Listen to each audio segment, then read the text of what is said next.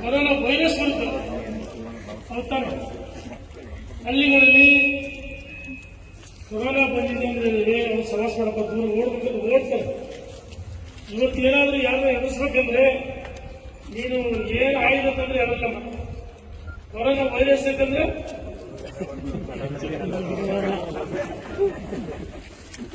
ಮಚ್ಚು ಮತ್ತೊಂದು ಕೆಲವರು ಆದ್ರೆ ಇವತ್ತೂ ಬರಲಾಗ್ತಾರೆ, ಬೆಲೆ ಹೊಡ್ಕೊಂತಾರೆ. ಕೆಲವರು ರೈಫಲ್ ತಗೊಂಡ್ಬರ್ತಾರೆ, ಅದಕ್ಕೆ ಎದುರ್ತಾರ. ಎದ್ರಲ್ಲಿ ಅದಕ್ಕೆ ವೈರಸ್, ಕೊರೋನಾ ವೈರಸ್ ವಿರುದ್ಧ ಕೊರೋನಾ ವೈರಸ್ ಮಾತ್ರ ಇರ್ತಾರೆ. ನಮ್ಮ ಹೋರಾಟ ಯಾರ ವಿರುದ್ಧ? ವೈರಸ್ ವಿರುದ್ಧ. ಹಳ್ಳಿಗಳಲ್ಲಿ ಕೊರೋನಾ ಬಂದಾಗ ನಮ್ಮ ಜನರ ನಡವಳಿಕೆ ಆಗುತ್ತೆ ಅಂತ ಗೊತ್ತಿರಲಿಲ್ಲ. ನಾವು ಅನೇಕ ಬಾರಿ ಹೇಳಿದ್ವಿ, ನಮ್ಮ ಹೋರಾಟ ಕೊರೋನಾ ಬಂದ ವ್ಯಕ್ತಿ ವಿರುದ್ಧ ಅಲ್ಲ, ವೈರಸ್ ವಿರುದ್ಧ ಅಂತ ಹೇಳಿದ್ರು. ನಮ್ಮೆಲ್ಲರ ನೆಚ್ಚಿನ ಪ್ರಧಾನಮಂತ್ರಿಯಾದ ನರೇಂದ್ರ ಮೋದಿಜಿಯವರು ಮತ್ತು ನಮ್ಮ ರಾಜ್ಯದ ಮುಖ್ಯಮಂತ್ರಿ ಭಾರತ ಮಾತೆಯ ಮತ್ತು ತಾಯಿ ಭುವನೇಶ್ವರಿ ಮಕ್ಕಳ ರಕ್ಷಣೆ ಮಾಡಬೇಕಂತ ಹೇಳಿ ಉಚಿತವಾಗಿ ಲಸಿಕೆಯನ್ನು ಕೊಡ್ತಾರೆ. ನಮ್ಮ ಹೊನ್ನಾಳಿ ನ್ಯಾಮತಿ ಅವಳಿ ತಾಲೂಕಿಗೆ 62,000 ಜನರಿಗೆ ಲಸಿಕೆ ಕೊಡ್ತಿದ್ದೀವಿ. 62,000 ಜನರಿಗೆ 18 ವರ್ಷ ಮೇಲ್ಪಟ್ಟಂತವರಿಗೆ ನಮ್ಮ ಪ್ರಧಾನಮಂತ್ರಿಗಳು ಘೋಷಣೆ ಮಾಡಿ ಆದಷ್ಟು ಬೇಗ ಕೊಡ್ತೀವಿ. ಮಾನ್ಯ ಮುಖ್ಯಮಂತ್ರಿಗಳು ಲಸಿಕೆಯನ್ನ ನಮ್ಮ ದೇಶದ ಪ್ರಧಾನಮಂತ್ರಿಗಳು ಬಹಳ ಇವತ್ತು ನಮ್ಮ ಎಷ್ಟು ಶ್ರಮ ಹಾಕ್ಯಾರಂದ್ರೆ ಈ ವೈರಸ್ ವಿರುದ್ಧ ನಮ್ಮ ಜನ ಮುಕ್ತರಾಗ್ತಿದ್ದ ಶ್ರಮವನ್ನು ಸಾಗಿದ್ದಾರೆ. ಮೊದಲನೇ ಹಂತದ ಅಲೆಯಲ್ಲಿ ನಾವೆಲ್ಲ ಯಶಸ್ವಿಯಾಗಿದೆ. ಎರಡನೇ ಹಂತದ ಅಲೆಯಲ್ಲಿ ಸ್ವಲ್ಪ ಸಾವು ನೋವು ಜಾಸ್ತಿ ಇದೆ. ಇದಕ್ಕೆ ಕಾರಣ ಮೋದಿಯವರಲ್ಲ, ಯಡಿಯೂರಪ್ಪರಲ್ಲ, ನಾವಲ್ಲ, ಎಲ್ಲ ಒಂದು ಕಡೆ ನಮ್ಮ ಜನರ ಆಲಸ್ಯ. ಕೊರೋನಾ ಬಂದ ತಕ್ಷಣ ಯಾರು ಶೀತ, ಜ್ವರ, ನೆಗಡಿ, ಕೆಮ್ಮು, ಮೈಕೈನ ಸುಸ್ತು ಎಲ್ಲ ಬಂದ ತಕ್ಷಣಕ್ಕೆ ನಾವು ತೋರಿಸಲ್ಲ. ಬಿಡು ಏನಾಗಲ್ಲ ಅಂತ ಹೇಳಿ ಮನೆ ಕೆಲಸ ಅನಿವಾರ್ಯ ಮನೆ ಕೆಲಸ ಮಾಡ್ತಾ ಇರ್ತಾರೆ. ಇದ್ರ ಜೊತೆಗೆ ವೈರಸ್ ಬಂದಿದೆ ನಮ್ಮನ್ನು ಕರ್ಕೊಂಡು ಹೋಗ್ಬಿಡ್ತಾರೆ, ಮಕ್ಕಳ ಮನೆ ಅವಮಾನ ಮಾಡ್ತಾರೆ, ಗ್ರಾಮಸ್ಥರು ಅವಮಾನ ಮಾಡ್ತಾರೆ ಅಂತೇಳಿ ಒಳಗೇ ಅದು ಬೂದಿ ಮುಚ್ಚಲಿಕ್ಕೆ ಒಂದೇ ಸಲ ಸ್ಫೋಟ ಆಗುತ್ತೆ. ಯಾವಾಗ ಜನ ಜಾಸ್ತಿ ಸೀರಿಯಸ್ ಆದಾಗ ಟೆಸ್ಟ್ ಮಾಡಿಸಿ ಒಳ್ಳೆ ಟೆಸ್ಟ್ ಮಾಡ್ತಾರೆ. ಎಷ್ಟೇ ನಾವು ಕೈ ಮುಗಿ ಕೇಳ್ತೀವಿ, ಪ್ರಧಾನಮಂತ್ರಿಗಳು ದೇಶದ ಪ್ರಧಾನಮಂತ್ರಿ ಒಬ್ಬ ಸೇವಕರಾಗಿ ಜನರಿಗೆ ಪರಿಪರಿಯಾಗಿ ವಿನಂತಿ ಮಾಡಿದ್ರು, ಟೆಸ್ಟ್ ಮಾಡಿಸ್ರಿ, ಲಸಿಕೆ ಹಾಕ್ಸ್ರಿ ಅಂತ ಮುಖ್ಯಮಂತ್ರಿಗಳೇ ಕೇಳಿದ್ರು. ಆದ್ರೆ ನಮ್ಮ ಜನರಿಗೆ ದಾರಿ ತಪ್ಪಿಸಿದ್ದು ಅವ್ರ ಹೆಸರೇ ಅಲ್ಲ, ಪುಣ್ಯಾತ್ಮ. ದೇಶದಲ್ಲಿ ಅಪಪ್ರಚಾರ ಮಾಡಿದ್ರು, ರಾಜ್ಯದಲ್ಲಿ ಅಪಪ್ರಚಾರ ಮಾಡಿದ್ರು, ಜಿಲ್ಲೆಯಲ್ಲಿ ಅಪಪ್ರಚಾರ ಮಾಡಿದ್ರು, ತಾಲೂಕಲ್ಲಿ ಅಪಪ್ರಚಾರ ಮಾಡಿದ್ರು. ಲಸಿಕೆ ಹಾಕ್ಸಿ ಮಾಡ್ರಿ, ಕಿಡ್ನಿ ಕ್ಯಾನ್ಸರ್ ಕಾಯಿಲೆ ಅದು ಇದು, ಹೆಣ್ಮಕ್ಳಿಗೆ ಮಕ್ಕಳಾಗಲ್ಲ, ಪುರುಷರಿಗೆ ಪುರುಷತ್ವ ಇದು ಅಪಪ್ರಚಾರ ಮಾಡಿ ಅವರು ಕದ್ದು ಮುಚ್ಚಿ ಹೋಗಿ ಲಸಿಕೆ ಹಾಕ್ಸಿ ಮಾಡಿದ್ರು. ಅವರು ಜನರಿಗೆ ಬಂದಂತ ಅವಕಾಶ. ಮೊನ್ನೆ ವಿಧಾನಸಭಾ ಮಹಾತ್ಮ ಗಾಂಧೀಜಿಯವರು ಅಹಿಂಸಾವಾದಿ, ಅವರ ಪ್ರತಿಮೆ ಹತ್ರ, ಪುತ್ಥಳಿ ಹತ್ರ ಧರಣಿ ಮಾಡಿದ್ರು. ಗಾಳಿಯನ್ನು ಕೊಟ್ಟಿಲ್ಲ ಅಂತ ಧರಣಿ ಮಾಡಲ್ಲ. ಅವರು ಜನರನ್ನು ರಕ್ಷಣೆ ಮಾಡೋಕ್ಕೆ ಮುಂದುವರಬೇಕಾಗಿತ್ತು, ಜನರಿಗೋಸ್ಕರ ತ್ಯಾಗ ಮಾಡ್ತೀವಿ ಅಂತ ಹೇಳ್ಬೇಕಾಯ್ತು. ಅದನ್ನು ಮಾಡಲಿಲ್ಲ. ಪೆಟ್ರೋಲ್ ಡೀಸೆಲ್ ದರ ಜಾಸ್ತಿ ಆಗಿದೆ ಅಂತೇಳಿ ಪೆಟ್ರೋಲ್ ಬಂಕ್ ಮುಂದೆ ಧರಣಿ ಮಾಡಿದ್ರು. ಹಿಂದೆ ನರೇಂದ್ರ ಮೋದಿ ಅವರು ಪ್ರಧಾನಮಂತ್ರಿ ಮಾಡಿದ್ರು, 82 23 ರೂಪಾಯಿ ಕೊಟ್ಟರು. ಅಂತಾರಾಷ್ಟ್ರೀಯ ಮಾರುಕಟ್ಟೆಯಲ್ಲಿ ಕಚ್ಚಾ ಬೆಲೆ, ತೈಲ ಬೆಲೆ ಜಾಸ್ತಿ ಆಗುತ್ತೆ, ಇವತ್ತು ಜಾಸ್ತಿ ಆಗಿದೆ. ನಾವು ಅವ್ರು ಹೋದ್ಮೇಲೆ ಈ ದೇಶದ ಜನ ಅವ್ರ ಮನೆ ಕೆಲಸದಲ್ಲಿ ನಮ್ಮ ಪ್ರಧಾನಮಂತ್ರಿ 72-73 ರೂಪಾಯಿ ಪೆಟ್ರೋಲ್ ಕೊಡಿದ್ದಾರೆ. ರಸಗೊಬ್ಬರ ಜಾಸ್ತಿ ಆಯಿತು, ಅದನ್ನ ಪ್ರಧಾನಮಂತ್ರಿ ಸಬ್ಸಿಡಿ ಕೊಟ್ಟು ಜನರಿಗೆ ಕಡಿಮೆ ಗೊಬ್ಬರ ಕೊಡ್ತಾರೆ.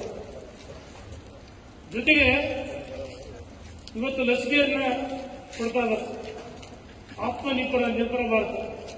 ಜೊತೆಗೆ ನಾವು ಸ್ವಾಭಿಮಾನಿಗಳಾಗಬೇಕಂತೇಳಿ ನಮ್ಮ ಪ್ರಧಾನಮಂತ್ರಿಗಳು ಇವತ್ತು ಮೇಕ್ ಇನ್ ಇಂಡಿಯಾದಲ್ಲಿ ಮೊದಲು ಪಿಪಿ ಕಿಟ್ ಇರಲಿಲ್ಲ, ಮತ್ತೊಂದಿಲ್ಲ, ಲ್ಯಾಬ್ಗಳಿಲ್ಲ, ಇವತ್ತೆಲ್ಲ ಕಡೆ ಬಿಪಿಗೆ ಚೂ ಕೊಡ್ತಾರೆ ತಯಾರು ಮಾಡಿ. ಸಾಕಷ್ಟು ನಮ್ಮ ಪ್ರಧಾನಮಂತ್ರಿ ಜನರಿಗೋಸ್ಕರ ಅವರನ್ನು ಸಮರ್ಪಣೆ ಮಾಡ್ತಿದ್ದಾರೆ. PM ಕಿಸಾನ್ ಸಮ್ಮಾನ ಇದೆ 6,000 ರೂಪಾಯಿ ಕೊಡೋದು ಇವತ್ತು ರೈತರಿಗೆ. ಅದಕ್ಕೆ ಮುಖ್ಯಮಂತ್ರಿ ಹೆಚ್ಚುವರಿಯಾಗಿ 4,000 ಕೊಡ್ತಾರೆ. ಸತ್ತವರ ಕುಟುಂಬಕ್ಕೆ 1 ಲಕ್ಷ ರೂಪಾಯಿ ಘೋಷಣೆ ಮಾಡಿದ್ದು ಈ ದೇಶದ ಇತಿಹಾಸ ಅಲ್ಲ. ವಿಶ್ವದ ಯಾವುದೇ ರಾಷ್ಟ್ರದಲ್ಲಿ ಕೊರೋನಾ ವೈರಸ್ ಬಂದರೆ 1 ಲಕ್ಷ ರೂಪಾಯಿ ಕೊಡಲು ಸಾಲಲ್ಲ. ಯಡಿಯೂರಪ್ಪನವರು 1 ಲಕ್ಷ ರೂಪಾಯಿ ಕೊಡ್ತಾರೆ. ಅದಕ್ಕೆ ಹೆಚ್ಚುವರಿಯಾಗಿ ನಾನು 10,000 ರೂಪಾಯಿ, ನಾನು ಯಾರು ಸಾಲವಾಗಿರೋ ಅವ್ರಿಗೆ 10,000 ರೂಪಾಯಿ, 1 ಲಕ್ಷ ಪ್ರಧಾನ ಮುಖ್ಯಮಂತ್ರಿಗೆ 4,000 ರೂಪಾಯಿ ಕೊಡ್ತೀನಿ. ಈಗಾಗಲೇ ನಾವು ಕಾಂಗ್ರೆಸ್ ಬಿಡಿ ಅಸಂಘಟಿತ ಕಾರ್ಮಿಕರಿಗೆ, ಹೂ ಬೆಳೆಗಾರರಿಗೆ, ತರಕಾರಿ ಬೆಳೆಗಾರರಿಗೆ, ಆಶಾ ಕಾರ್ಯಕರ್ತರ, ಅಂಗನವಾಡಿಯವರಿಗೆ ಮುಖ್ಯಮಂತ್ರಿ ಪ್ಯಾಕೇಜ್ ಅನ್ನು ಘೋಷಣೆ ಮಾಡಿದ್ದಾರೆ. ವಿಶ್ವದ ಎಲ್ಲ ರಾಷ್ಟ್ರಗಳು ನರೇಂದ್ರ ಮೋದಿ ಅವರ ಆಯ್ಕೆಯನ್ನು ಮೆಚ್ಚಿದೆ. ಇದರಿಗೆ ಯಡಿಯೂರಪ್ಪ ಒಳ್ಳೆಯ ಕೆಲಸ ಮಾಡಿದ್ದಾರೆ. ಬಹುಶಃ ಮೊನ್ನೆ ಅಮೆರಿಕದ ಒಂದು ಪ್ರತಿಷ್ಠಿತ ಸಂಸ್ಥೆ ಸರ್ವೆ ಮಾಡಿದೆ. ವಿಶ್ವದ ಯಾವುದೇ ರಾಷ್ಟ್ರಗಳಲ್ಲಿ ಬಲಿಷ್ಠವಾದ ಪ್ರಧಾನಮಂತ್ರಿಗಳು ಎಲ್ಲಿದ್ದಾರೆ ಅಂತ ಸರ್ವೆ ಮಾಡಿದ್ರೆ 66% ನರೇಂದ್ರ ಮೋದಿ ಅವರ ಪರವಾಗಿ ಸಮೀಕ್ಷಿದೆ ಅಂದ್ರೆ ಎಷ್ಟು ನರೇಂದ್ರ ಮೋದಿ ಅವರ ಬಗ್ಗೆ ಗೌರವ ಇದೆ. ಯಡಿಯೂರಪ್ಪ ಇಡೀ ವಯಸ್ಸಲ್ಲಿ 2 ಬಾರಿ ಕೋವಿಡ್ ಆದರೂ ಜನರು ರಕ್ಷಣೆ ಮಾಡ್ತಾರೆ. ಪುಣ್ಯಾತ್ಮರು ಮೊನ್ನೆ ಪೆಟ್ರೋಲ್ ಡೀಸೆಲ್ ದರ ಸ್ಟ್ರೈಕ್ ಮಾಡಕ್ಕೆ ಹೋದ್ರು. ಅಂತರ ಇಲ್ಲ, ಮತ್ತೊಂದಿಲ್ಲ. ಅವರಿಗೆ ಜನರು ರಕ್ಷಣೆ ಮಾಡೋಕ್ಕೆ, ಜನರಿಗೆ ಊಟ ಕೊಡೋಕ್ಕೆ, ತಿಂಡಿ ಕೊಡೋಕ್ಕೆ, ಹಣ್ಣು ಕೊಡೋಕ್ಕೆ ಅವ್ರಿಗೆ ಅನುಮತಿ ಬೇಕು. ಇಚ್ಛಾಶಕ್ತಿ ಇದೆ. 50,000 ಊಟ ಕೊಟ್ಟರು. ನಿನ್ನೆ ಅವರುಗಳು ಇವರು ಮುನ್ಸಿಪಲ್ ಊಟ ಕೊಟ್ಟರು, ಜ್ಞಾನಕರ್ ಕೊಟ್ಟರು, 6ರಿಂದ 2 ಜನ ಕೊಟ್ಟರು, ಅರಕೆಯಲ್ಲಿ ಕೊಟ್ಟರು, ಅರಗೋಟೆಯಲ್ಲಿ ಕೊಟ್ಟರು. ಮತ್ತೆ ನಾಳೆ ಲಿಂಗಾಪುರ ಸೋಮಲ್ಲಿ ಕೊಡ್ತಾರೆ. ಮತ್ತೆ ಜ್ಞಾನತಿ ಅದೇ ಬನ್ನಿ ಕೊಡು, ದಾನಹಳ್ಳಿ, ಹುಡುಗಟ್ಟೆ, ಕ್ಯಾಸಿಂಕೆರೆ, ಆರುಂಡಿ ಎಲ್ಲ ತಂದು ಊಟ ಕೊಟ್ಟರೆ ಪಟ್ಟಿ ಇದೆ. ಹುಡುಗಟ್ಟೆ ಹೇಳಿರುತ್ತೆ, ಹುಡುಗಟ್ಟೆ ಕ್ಯಾಸಿಂಕೆರೆ, ದಾನಹಳ್ಳಿ ಊಟ ಕೊಡೋರೆ, ಬಾಳಿ ಊಟ ಕೊಡೋರೆ. ಇವತ್ತು ಜನರಿಗೆ ರಕ್ಷಣೆ ಬೇಕು. ಅಕ್ಕಿ ಕೊಡೋರೆ, ಮೆಡಿಸಿನ್ ಕೊಡೋರೆ, ಹಣ ಕೊಡೋರೆ, ಪಟ್ಟಿನೇ ನಮ್ಮ ಹತ್ರ. ಯಾರು ಎಷ್ಟು ಕೊಡೋದ್ರೆ ಪಟ್ಟಿನೇ. ಇನ್ನೊಬ್ಬ ಮುಸಲ್ಮಾನ್ ಯುವಕ ಹೊಸಳ್ಳಿ ಗ್ರಾಮ ಪಂಚಾಯತಿ ಸದಸ್ಯ, ಅವ್ರ ಮನೆಯವರು ಅಂದ್ರೆ ಜಾತ್ಯತೀತ ಧರ್ಮ ಮೀರಿ ನಿನ್ನ 10,000 ರೂಪಾಯಿ ಉತ್ತರ ಕೊಟ್ಟು ಈ ರೀತಿ ಬಹಳ ಜನ ಅಕ್ಕಿಯನ್ನು ಕೊಡ್ತಾರೆ, ಹಣ ಕೊಡ್ತಾರೆ, ಊಟ ವ್ಯವಸ್ಥೆ ಮಾಡಿದರೆ. ಇವತ್ತು ಶಾಸಕರು ಹೋಳಿಗೆ ಊಟ ಮತ್ತು ನಮ್ಮ ಹೊನ್ನಾಳಿ ನಗರದ ಯುವಕರು ಶಾಲು ಹಣ್ಣು ಕೊಟ್ಟರು. ಮೊನ್ನೆ ವಿಕಾಸ್ ಕುನ್ನೂರು ಉಣ್ಣೆ ಊಟ ಕೊಟ್ಟರು, ಅವ್ರು ಬಿಸ್ಕೆಟ್ ಕೊಟ್ಟಿದ್ರು. ಹೊನ್ನಾಳಿ ನಗರದ ಯುವಕರು 3 ಬಾರಿ, 1 ಬಾರಿ ಹಣ್ಣು, 1 ಬಾರಿ ಸೋಪು, ಬ್ರಷ್, ಪೇಸ್ಟ್, ಬಿಸ್ಕೆಟ್, 3ನೇ ಬಾರಿ ಮೆಂತೆ, ಚಪಾತಿ, ಸ್ವೀಟ್ ಕೊಟ್ಟು ಈ ರೀತಿ ಎಲ್ಲ ಎಲ್ಲರೂ ಊಟ ಕೊಡ್ತಾರೆ. ಅವರಿಗೆ ನಿಮ್ಮೆಲ್ಲರ ಪರವಾಗಿ ದಾನಿಗಳಿಗೆ ಊಟ ಕೊಟ್ಟಂತ, ಹಣ ಕೊಟ್ಟಂತವ್ರಿಗೆ ನೀರು ಮಾಡ್ತಾರೆ. ಶಿವಮೊಗ್ಗದ ಮಲಗೊಪ್ಪ ಗ್ರಾಮದ ರವಿಯವರು 3,600 ನೀರು ಬಾಟಲ್ ನೀರು ಕೊಡೋದು. ದಿವಸ ಹೊರಗಡೆ ಊಟ ತಿಂಡಿ ನಾವು ಸ್ವಂತ ಕೊಡ್ತಾರೆ. ಬೆಳಗ್ಗೆ ತಿಂಡಿ, ಮಧ್ಯಾಹ್ನ ಊಟ ಕೊಡ್ತೀವಿ. ಅದಕ್ಕೆ ನಾವು ನೀರು ಕೊಡ್ತಾ ಇದ್ದಾರೆ. ಈ ರೀತಿ ದಾನಿಗಳು ಮುಂದೆ ಬಂದಿದ್ದಾರೆ. ಇವರಿಗೆ ಕೊಳೆತ ಹಣ್ಣು ತಂದು ಜನನೆಲ್ಲ ಧಿಕ್ಕಾರಕ್ಕೆ ಹೋಗಿ ಬೇಡ ಅಂತಂದ್ರು ಜುಲಿಮಿನ ಕೂಡ ಅವರು ಹಿಂಗೆ ಸುತ್ತಿರ ಹಣ್ಣು ಕೊಳತ ನಾಡ್ತೈತೆ. ನಮ್ಮ ಹತ್ರ ಫೋಟೋ ಇದೆ. ಯಾರು ಇಷ್ಟಲಿಲ್ಲ, ಪ್ರತಿಭಟನೆ ಮಾಡಿದ್ವಿ. ನಾವೇ ನಿಮ್ಗೆ ಯಾರಿಗೂ ಹೇಳಿಲ್ಲ, ನಾವು ಬೆಂಗಳೂರಿಗಿದ್ವಿ, ನೀವು ಕೇಳಿದ್ವಿ. ಅವ್ರಿಲ್ಲೇ ಬಂದಾಗ್ರಿ, ಅವ್ರ ಬರಬೇಕಾಯ್ತು ಅಂದ್ರೆ ಬಾರಿ ಕೊಡ್ತಿದ್ರು ಅಂತ ಏಕವಚನದಲ್ಲಿ ಮಾತಾಡ. ಅವ್ರಿಗೆ ಉತ್ತರ ಕೊಡಲ್ಲ. ನೀವು ಉತ್ತರ ಕೊಡ್ತೀರಿ, ನಾನು ತೀರ್ಮಾನ ಮಾಡಿದ್ರೆ ನಮ್ಮ ಜನ ರಕ್ಷಣೆ ಮಾಡಿದ್ರೆ ಯಾರು ಉತ್ತರ ಕೊಡಲ್ಲ.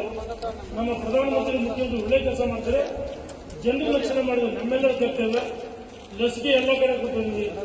ನಾನು, ನಮ್ಮ ಕುಟುಂಬ ಸದಸ್ಯರು, ನಮ್ಮ ಪಕ್ಷದ ಮುಖಂಡರು, ಕಾರ್ಯಕರ್ತರು, ನಮ್ಮ ಸಂಘ ಪರಿವಾರಗಳು, ಹಳ್ಳಿ ತಾಲೂಕಿನ ಅಧಿಕಾರಿಗಳು ನಿಮ್ಮ ರಕ್ಷಣೆ ಮಾಡತಕ್ಕಂಥ ಕೆಲಸ ನಾವು ಮಾಡ್ತಾ ಇದ್ದೀವಿ.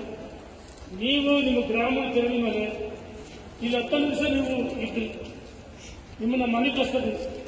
ಯಾರು ಇರಬೇಕು ಅಂದ್ರೆ ಇರ್ಬೋದು. ಈಗ ಎಲ್ಲರಿಗೆ ಇರ್ತೀವಿ ಅಂತ ನಿಮ್ಗೆ ಆಗ್ತಾ ಕೊಡ್ತೀವಿ. ನಿಮಗೆ ನಮ್ಮ ಕರ್ತವ್ಯ, ನಿಮಗೆ ಬೆಳಗ್ಗೆ ಯೋಗಾಸನ, ಪ್ರಾಣಾಯಾಮ, ಧ್ಯಾನ ಮತ್ತು 8 ಕಷಾಯ, 9 ಗಂಟೆಗೆ ತಿಂಡಿ, ಮಧ್ಯಾಹ್ನ 1 ಗಂಟೆಗೆ ಊಟ, ಸಂಜೆ ಕಷಾಯ ಮತ್ತು 6 ಗಂಟೆ ಮೇಲೆ ಸಂಜೆ ಕಾರ್ಯಕ್ರಮ ಎಲ್ಲ ಮುಗಿಸಿ ನಾವು ಮಲಗೋದು 12:30, 1 ಗಂಟೆ ಮೇಲೆ ಮತ್ತೆ ಬೆಳಗ್ಗೆ 5:30 ಎದ್ದು ಬರ್ತೀವಿ. ಇಲ್ಲಿ ನಾವು ಯಾಕೆ ನಿಮಗೆ ಗೊತ್ತಿಲ್ಲ, ನಾನು ಅಲ್ಲೇ ಹೇಳ್ತೇವೆ. ನಾವು ಇದ್ದಿದ್ರೆ ತೊಂದರೆ ಆಗಿದೆ. ಏನಮ್ಮ ಏನಮ್ಮ ನಾವು ನಿಮಗೆ ಎಮರ್ಜೆನ್ಸಿ ಯಾರಿಗೆ ಸಮಸ್ಯೆ ಇದೆ ನಾವು ಕಾಲ್ ಮಾಡಿಸ್ಬಿಡ್ತೀವಿ, ಹಾಸ್ಪಿಟಲ್ ಕಳಿಸ್ಕೊಡ್ತೀವಿ. ಇಲ್ಲಿ ಏನು ಸಮಸ್ಯೆ ವೈದ್ಯರಿಗೆ ಕರಿತೀವಿ, ವೈದ್ಯರಿಗೆ ತಕ್ಷಣಕ್ಕೆ ಆಸ್ಪತ್ರೆ ಕಳಿಸ್ಬಿಡ್ತಾರೆ. ನಮ್ಮ ವೈದ್ಯರು ಡಾಕ್ಟರೇ ನಿಮ್ಮ ಚೆನ್ನಾಗಿರ್ತಾರೆ.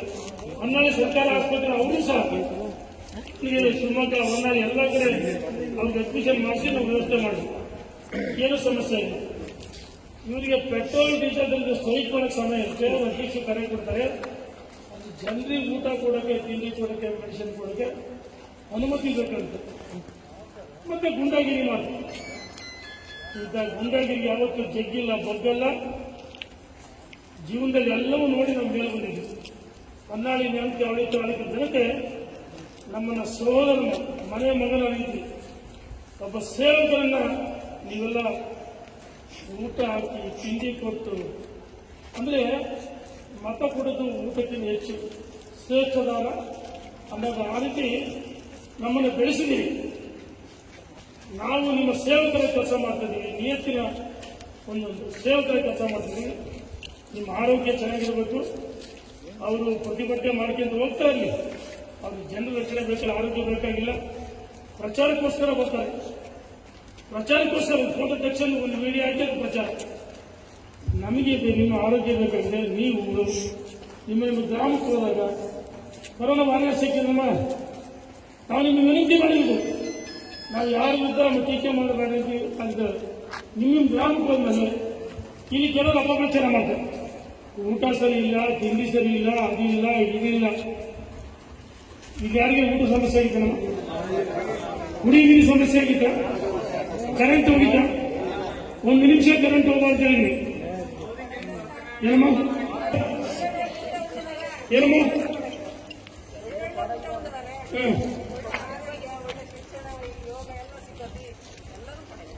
ಅದಕ್ಕೋಸ್ಕರ ಹಳ್ಳಿಗೆ ಹೇಳುತ್ತೆ, ಇಲ್ಲಿ ಅಪಪ್ರಚಾರ ಮಾಡುತ್ತಾರೆ. ಎಲ್ಲವೂ ನಾವು ನೋಡ್ಕೊಂಡಿದ್ದೀವಿ ಅಂತ ಹೇಳಿದ್ರೆ ನೀವೇ ನಿಮ್ಮ ಅನುಭವ. ನಾವು ಸರಿ ನೋಡ್ಕೊಂಡಿಲ್ಲ ಅಂದ್ರೆ ನಮ್ಮ ಅನುಭವ ಅದನ್ನೇ ಇದೆ. ನಾವು ಹಿಂಗೆ ನೋಡ್ಕೊಂಡಿದ್ದೀವಿ ಅಂತ ಹೇಳ್ಬಾರ್ದು. ಅದು ನಿಮ್ಮ ಅನಿಸಿಕೆ. ನಿಮ್ಮ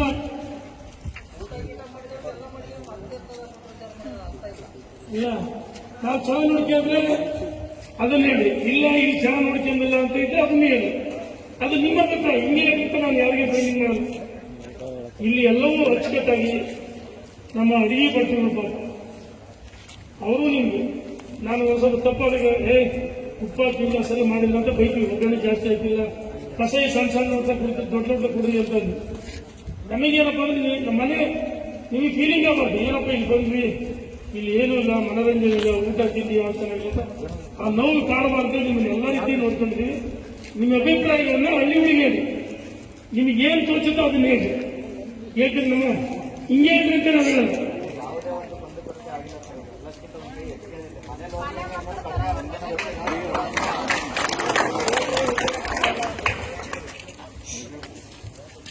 ನಿಮ್ಮ ಆರೋಗ್ಯವೇ ನಮ್ಮ ಮುಖ್ಯ. ನೀವು ಇದ್ರ ಜೊತೆಗೆ ಹಳ್ಳಿಗಳಿಗೆ ಹೋದಾಗ ಕೊರೋನಾ ವಾರಿಯರ್ಸ್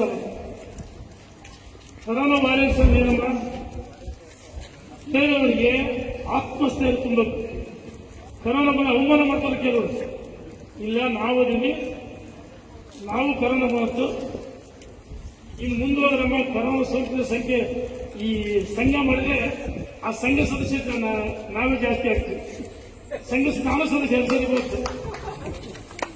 ನಮ್ಮ ಯಾರು ಅಪಮಾನ ಮಾಡ್ತಾರೋ ಅವ್ರಿಗೆ ಹೇಳ್ಬೇಕು, ದಯವಿಟ್ಟು ಇದು ಅಪಮಾನ ಮಾಡಿ ನಿಮಗೂ ಬರ್ಬೋದು, ಮಾಸ್ಕ್ ಹಾಕಿದ್ರಿ ಅಂತ ಇರಬೇಕು.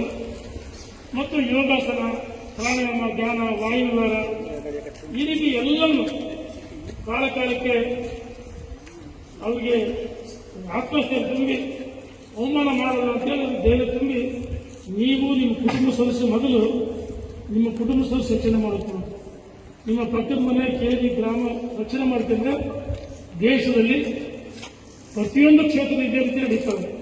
ಅದಕ್ಕೋಸ್ಕರ ನಿಮಗೆ ಬೀಳ್ಕೊಡಕ್ಕೆ ನಾವು ಯಾಕೆ ಮಾಡ್ತೀವಿ ಅಂದ್ರೆ, ಹೂವು ಹಾಕಿ ನಿಮ್ಮನ್ನ ಭಗವಂತ ನೀವು ನಿಮ್ಮ ಕುಟುಂಬ ವರ್ಗಕ್ಕೂ ಚೆನ್ನಾಗಿರಲಿ ಅಂತೇಳಿ ಹೂವಾಗಿ ಸಂತೋಷದಿಂದ ಕಲ್ತ್ಕೊಡ್ತಿದ್ದೀವಿ. ನಾವೆಲ್ಲರೂ ನಿಮ್ಮಲ್ಲಿ ಜಾಗೃತಿ ಮೂಡಿಸಿ ಅಂತ ಹೇಳಿ ಅವಕಾಶ ಕೊಡೋಕ್ಕೆ ಇವತ್ತಿನ ಊಟ ಚೆನ್ನಾಗಿತ್ತಲ್ಲಮ್ಮ? ಟೀ ಎಲ್ಲ ವ್ಯವಸ್ಥೆ ಚೆನ್ನಾಗಿದೆ. ಏನಂತ ಹೇಳಿ ತಪ್ಪಿದ್ರೆ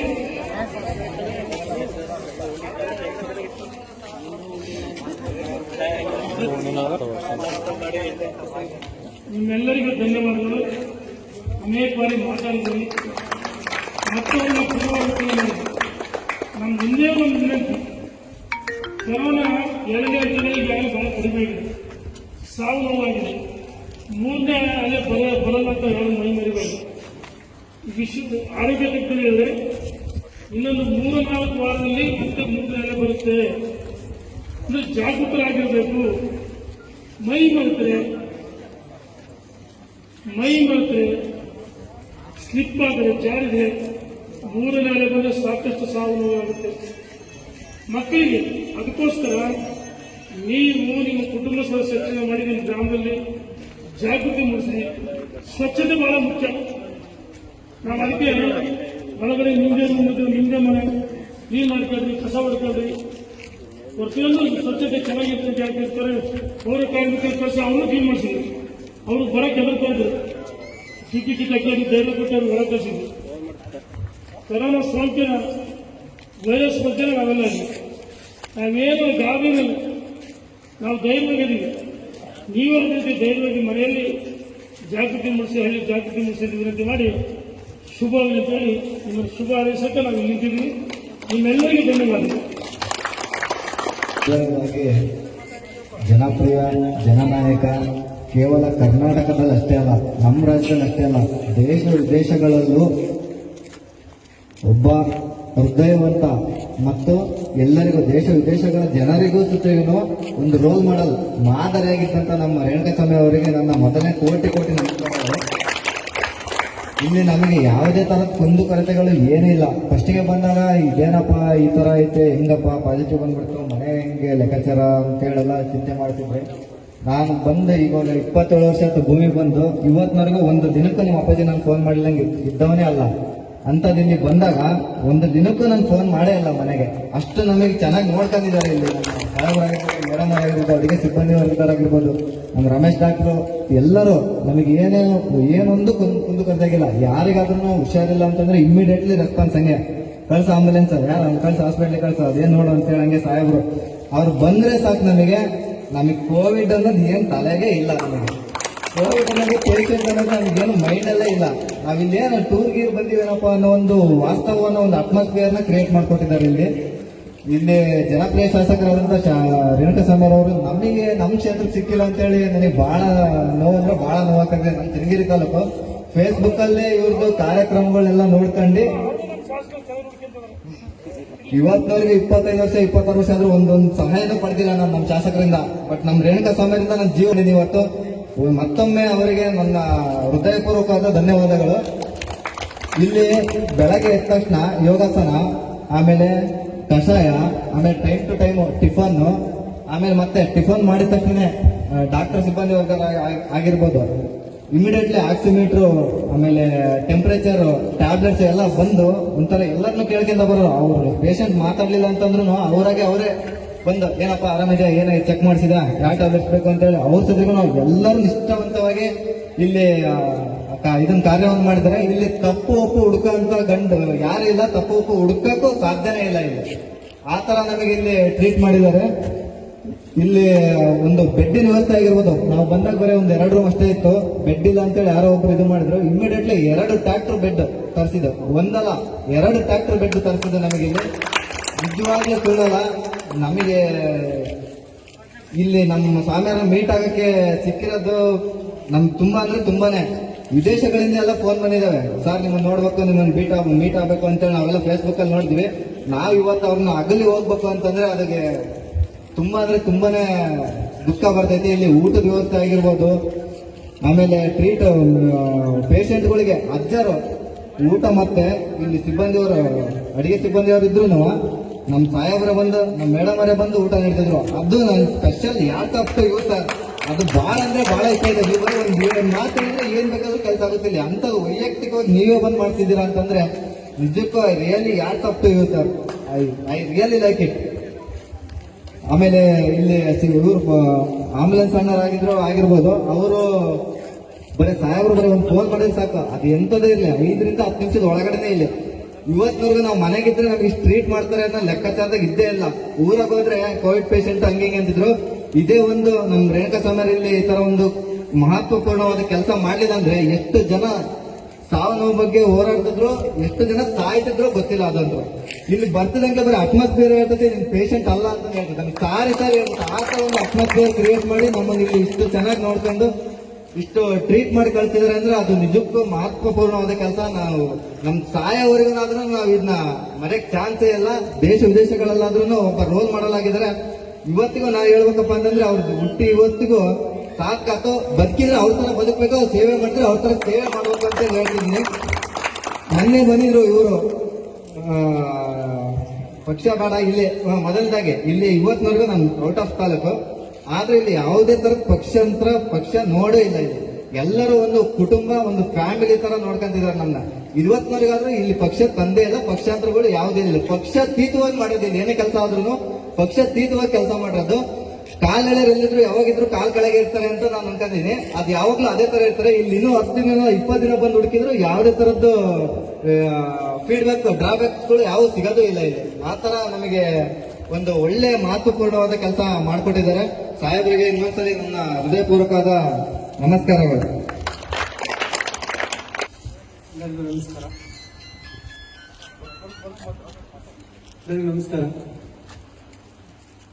ಎಲ್ಲರೂ ನೋಡಿದ್ದೀರಾ, ಅವ್ರ ಬಗ್ಗೆ ನಾನು ಎಕ್ಸ್ಪ್ಲೇನ್ ಮಾಡಬೇಕಾಗಿಲ್ಲ. ಒಂದೇ ಒಂದು ವಲ್ಲದ ಗಂಡನಿಗೆ ಮೊಸರಲ್ಲಿ ಕಲ್ಲು ಅಂತ.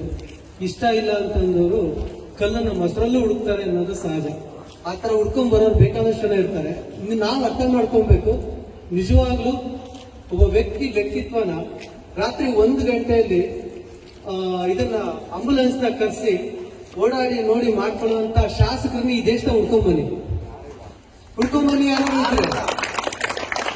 ಯಾರು ಪ್ರೇಮ್ ಮಾಡ್ತಿದ್ದಿಲ್ಲ ಟಿವಿ ಮಾಧ್ಯಮದಲ್ಲಿ ಅಲ್ಲಲ್ಲ. ಬನ್ರಿ ಹೊನ್ನಾಳಿ ಕ್ಷೇತ್ರಕ್ಕೆ. ಇಲ್ಲಿ ಯಾವುದು ಮತ ಭೇದ ಪಕ್ಷ ಏನೂ ಇಲ್ಲ. ನಿಜವಾಗ್ಲೂ ನಾನು ಯಾವತ್ತೂ ಕೂಡ ರಾಜಕೀಯದ ಸ್ವಲ್ಪ ದೂರನೇ. ಬಟ್ ನಮ್ಮ ಮಾಮ ಅವರೆಲ್ಲ ತುಂಬಾ ಕ್ಲೋಸ್ ಆಗಿರೋರು. ಇವ್ರು ಗೊತ್ತಿರೋಂಥ ಗುರುಗಳೇ ನಮಗೆ ಮೊದಲಿಂದನು ಆತ್ಮೀಯತೆಯಿಂದ ಇದ್ದಂಥವ್ರು. ಆದ್ರೆ ಇಷ್ಟೊಂದು ಗೊತ್ತಿರ್ಲಿಲ್ಲ ನನಗೆ. ಇಲ್ಲಿ ಬಂದ್ಮೇಲೆ ನೋಡಿ 3-4 ದಿವಸ ನೋಡಿದೆ. ಇಷ್ಟೊಂದು ಇಡೀ ಕುಟುಂಬನೇ ಇದಕ್ಕೋಸ್ಕರ ನಿಂತಿದೆ. ನಮ್ಮ ಕುಟುಂಬ ದೂರ ಮಾಡ್ಕೊಂಡ್ ಬಂದಿದ್ದೀವಿ ನಾವು. ಆದ್ರೆ ಇಡೀ ಆ ಕುಟುಂಬ ನಮ್ ಇಡೀ ಜನತೆಗೋಸ್ಕರ ಇದೆ. ಇದೊಂದು ಸಾಕು ನಮಗೆ. ಇಂಥ ನಮ್ಮ ತಾಲೂಕಲ್ಲಿ ನಮ್ಮ ನಾಯಕರು, ನಮ್ಮ ತಾಲೂಕಲ್ಲಿ ಇಂಥ ನಾಯಕರು ಇದ್ದಾರೆ ಅಂತಂದ್ರೆ ಇದಕ್ಕಿಂತ ಹೆಮ್ಮೆ ಇನ್ನೇನಿದೆ ನಮ್ಗೆ? ಯೋಚನೆ ಮಾಡಿ. ಸುಮ್ಮನೆ ದೂಷಣೆ ಮಾಡ್ಕೊಂತ ಹೋಗೋದಲ್ಲ. ಡೌನ್ ಟು ಅರ್ತ್ ಕೆಳಗಿಂದ ಬರ್ತಾರೆ. ಪ್ರತಿಯೊಬ್ಬ ವ್ಯಕ್ತಿ ಸಣ್ಣ ಮಗುನಾದ್ರೂ ಮುಟ್ಟಿ ಮಾತಾಡಿಸ್ತಾರೆ. ಯಾರಿದ್ದೀರಾ? ಯಾವ ಶಾಸಕರು ನೋಡ್ತೀರಾ? ಫೋಟೋ ಹೊಡ್ಸ್ಕೊಳಕ್ಕೆ ನಾವು ಟಿವಿಲಿ ನೋಡ್ತಾ ಇದ್ದೀವಿ. ನ್ಯೂಸ್ ನಿನ್ನೆನೂ ಕೂಡ ನೋಡ್ತಾ ಇದ್ದೆ. ಒಂದಿಷ್ಟು ಪಾಕೆಟ್ ಎಲ್ಲ ರೆಡಿ ಮಾಡಿಟ್ಟು ದೂರದಲ್ಲಿ ಚೇರ್ ಮೇಲೆ ಒಂದ್ ಸ್ವಲ್ಪ ಜನ ಕೂರಿಸಿ ದೂರದಿಂದ ದುಡ್ಡ ನಿಂಗೆ ಹಂಚ್ತಾ ಇದ್ರು. ಬೇಕಾಗಿಲ್ಲ ಯಾರು ಅಂತಂದು. ಆದ್ರೆ ಆ ತರ ಅಲ್ಲ. ಅವ್ರ ಮಕ್ಳ ತರ ಹಿಡ್ಕೊಂಡು ನಮ್ ಪೋಷಣೆ ಮಾಡಿ ನಮ್ಗೆ ಕಳಿಸ್ತಾ ಇದ್ದಾರೆ. ಇಷ್ಟೆಲ್ಲ ಆರೋಗ್ಯಕ್ಕೆ ನಮ್ಗೆ ಕೇರ್ ತಗೊಳ್ಳೋದಕ್ಕೆ ಮನೆ ಬೀದಿ ಬಾಗ್ಲಿಗೆ ಕೈ ಮುಗಿದು ಹೋಗಿ ಹೇಳಿದ್ದಾರೆ. ಯಾವ ಶಾಸಕರು ಹೋಗಿ ಹೇಳಿದ್ದಾರೆ? ಒಂದ್ಸರಿ ಇಡೀ ದೇಶದ ಚೆಕ್ ಮಾಡಿ ನೋಡ್ಕೊಂಡ್ ಬನ್ನಿ. ಕೊರೋನಾದಲ್ಲಿ ಎಷ್ಟು ಜನ ರಾಜಕೀಯ ವ್ಯಕ್ತಿಗಳು ಹೋಗಿ ಅವರ ಕ್ಷೇತ್ರದ ಹಳ್ಳಿ ಬೀದಿ ಒಂದೊಂದು ಕಾಲೋನಿಯಲ್ಲಿ ಹೋಗಿ ಬಂದಿರುವಂತ ವ್ಯಕ್ತಿಗಳನ್ನ. ನಿಜವಾಗ್ಲೂ ನಾನು ಹೆಮ್ಮೆ ಪಡ್ತೀನಿ. ಇಂಥ ಒಂದು ಶಾಸಕರನ್ನ ಎಲ್ಲದಕ್ಕಿಂತ ಹೆಚ್ಚಾಗಿ ನಮ್ಮ ಬಂಧುವನ್ನ ಪಡ್ಕೊಂಡಿರೋ ನಮ್ಮ ಪುಣ್ಯ ಅಂತ ಹೇಳಕ್ ಇಷ್ಟಪಡ್ತೀನಿ. ಅದಕ್ಕೋಸ್ಕರ 2 ಪದ್ಯಗಳು ಬಂದಿದ್ದೆ, ಗುರುಗಳಿಗೆ ಕಳಿಸಿದ್ದೀನಿ. ಆದ್ರೆ ಸಮಯ ಕಡಿಮೆ ಇರೋದ್ರಿಂದ ಇಷ್ಟಕ್ಕೆ ನಿಲ್ತೀನಿ. ತುಂಬಾ ಥ್ಯಾಂಕ್ಸ್. ಹೆಣ್ಮಕ್ಳು ಬರೀ ಯುವತಿಗೆ ಅಷ್ಟೇ ಕ್ರಿಕೆಟ್ ಶಟ್ಲ್ ಕಾಕ್, ಬ್ಯಾಟ್ ಮತ್ತು ರಿಂಗ್ ತಕ್ಷಣಕ್ಕೆ ತರಿಸ್ಬೇಕು. ಯಾಕಂದ್ರೆ ಪ್ರತಿಯೊಬ್ಬರು ಸದಾ ಸಕ್ರಿಯವಾಗಿರಬೇಕು, ಚಟುವಟಿಕೆ ಇರಬೇಕಂತೇಳಿ ಅದು ನಮ್ಮ ಕರ್ತವ್ಯ. ನಮ್ಮಲ್ಲಿ ನಿಮ್ಗೆಲ್ಲರೂ ಮತ್ತೊಂದು ಶುಭ ಹಾರೈಸ್ತೀನಿ. ಒಳ್ಳೆಯದಾಗಲಿ ಅಂತೇಳಿ ಧನ್ಯವಾದ.